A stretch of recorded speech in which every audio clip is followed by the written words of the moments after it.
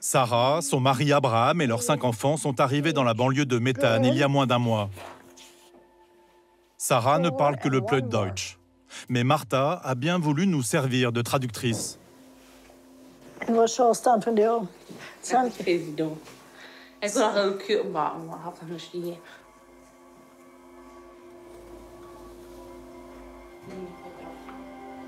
D'où vient cette famille? Pourquoi a-t-elle décidé de rejoindre cette communauté? Mes amis là-bas dans la colonie, ceux avec qui nous nous retrouvions souvent pour manger un barbecue, ils se sont réunis et ils ont parlé de moi en disant que j'avais tous les vices. La bière, les cigares et la coca.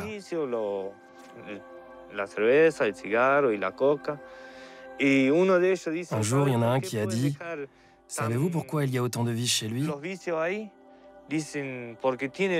Parce qu'il y a le diable en lui.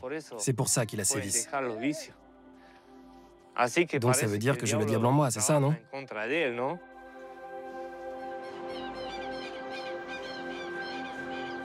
Dans son ancienne colonie, Nueva Esperanza, Abraham a été surpris avec un téléphone portable.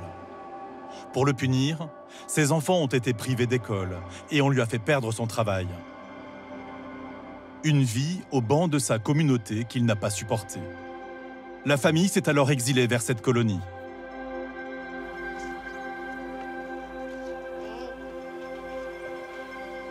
Y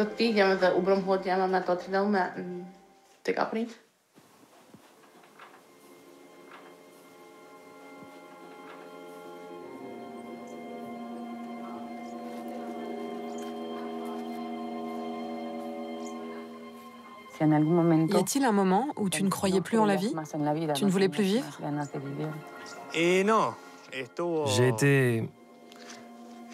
J'ai été plusieurs fois sur le point de mettre fin à ma vie. Oui.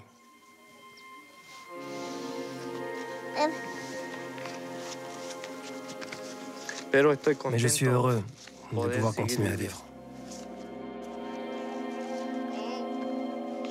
Sans police et sans prison, c'est donc par une pression sociale extrême que ces communautés se maintiennent.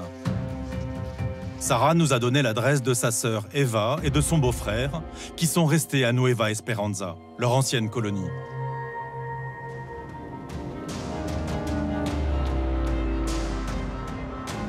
Elle est située à plus de 1300 km, et nous prenons la route dans l'espoir de les rencontrer. Comment ont-ils vécu le bannissement de Sarah et Abraham? Les ont-ils, eux aussi, bannis de leur vie? Le sud de l'Argentine est la région des grands espaces et des éleveurs de bétail. Des paysages de western grandioses. La colonie ménonite rigoriste y est installée depuis 1986 et compte 2700 habitants. C'est la plus ancienne, la plus grande et prétendument la plus conservatrice du pays. Pas de photo, pas de photo! Pas de photo!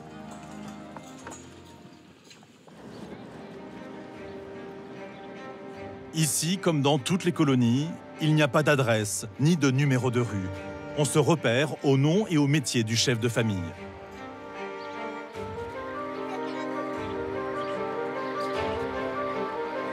L'accueil est souriant et il ne semble pas surpris par notre visite.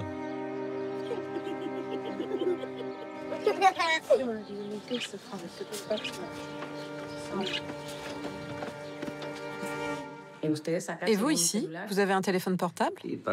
Oui, nous en avons un aussi. Il y a bien un téléphone portable dans cette maison. Où est votre téléphone portable? Mon téléphone? Vous voulez le voir? On peut voir?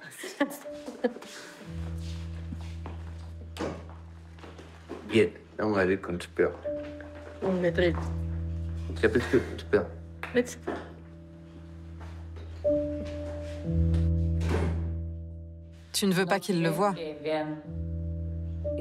Non, je ne veux pas qu'il voie tout ça.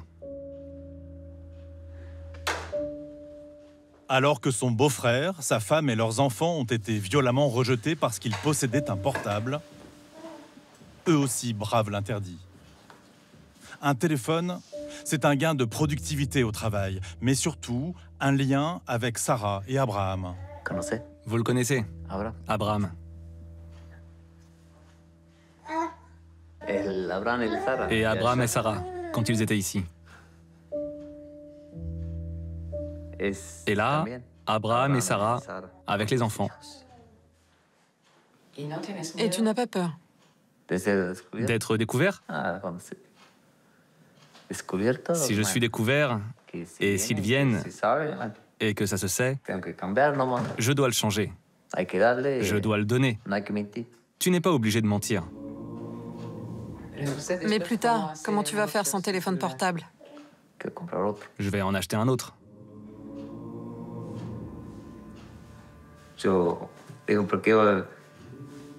En fait, la communauté ne veut pas dire aux touristes qu'il y a des portables ici. Parce que sur Internet, on leur dit qu'on n'a rien. Et c'est pour ça qu'ils viennent.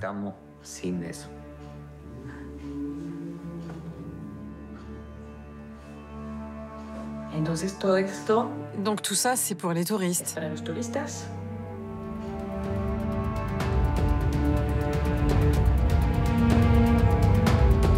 Des touristes chez les Ménonites, mais de quoi parle-t-il? Qu'est-ce qui se passe? Voyons voir là. À l'entrée de la communauté se déroule une scène inimaginable en terre ménonite, surtout dans la colonie réputée la plus intégriste du pays. Bonjour à tous, je m'appelle Analia.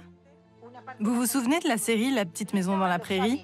Ce mode de vie particulier n'est ni meilleur ni pire, mais il est complètement différent du nôtre.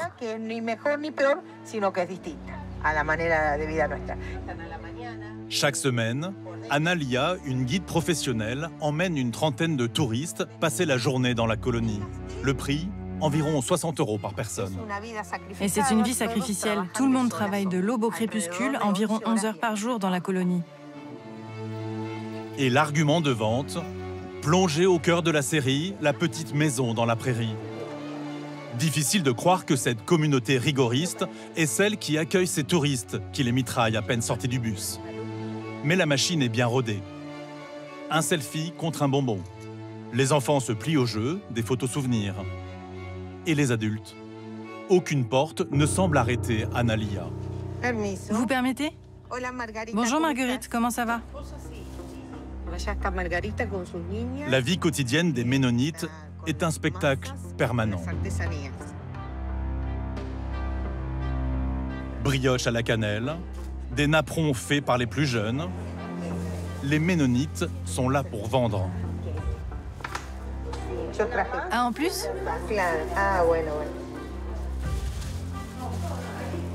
Merci beaucoup. Le tour continue vers l'église, le lieu le plus sacré de la colonie que nous n'avons jamais pu filmer pendant toutes nos semaines d'immersion.